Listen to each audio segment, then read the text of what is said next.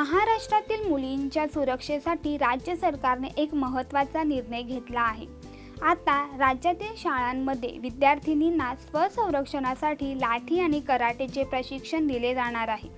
आंतरराष्ट्रीय महिला दिनाच्या निमित्ताने उच्च आणि तंत्र शिक्षण मंत्री चंद्रकांत पाटील यांनी सांगली येथे हा मोठा निर्णय जाहीर केला। या उपक्रमाचा उद्देश मुलींमध्ये आत्मविश्वास वाढवणे आणि त्यांना कोणत्याही परिस्थितीत स्वतःचे संरक्षण करता यावे हा आहे।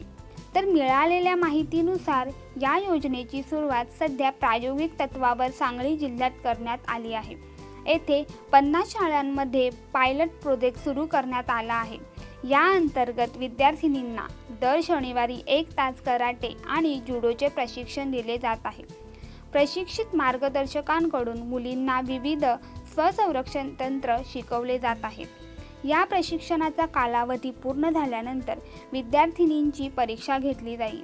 त्यानंतर सुमारे 1000 विद्यार्थिनींना विशेष समारंभात येलो बेल्ट ग्रेडचे प्रमाणपत्र देण्यात येणार आहे।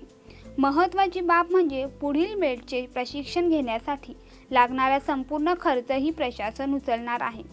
आर्थिक अडचणींमुळे कोणतीही विद्यार्थिनी या प्रशिक्षणापासून वंचित राहू नये याची सरकारकडून विशेष काळजी घेतली जाणार आहे। या उपक्रमामुळे मुलींमध्ये आत्मविश्वास तर वाढेलच, तसेच त्यांना स्वतःचे संरक्षण करण्याची ताकद सुद्धा मिळेल, असा विश्वास सरकारने व्यक्त केला आहे। पायलट प्रोजेक्ट यशस्वी झाल्यानंतर हा प्रोजेक्ट राज्यातील इतर जिल्ह्यांमध्येही राबवण्याचा सरकारचा विचार आहे।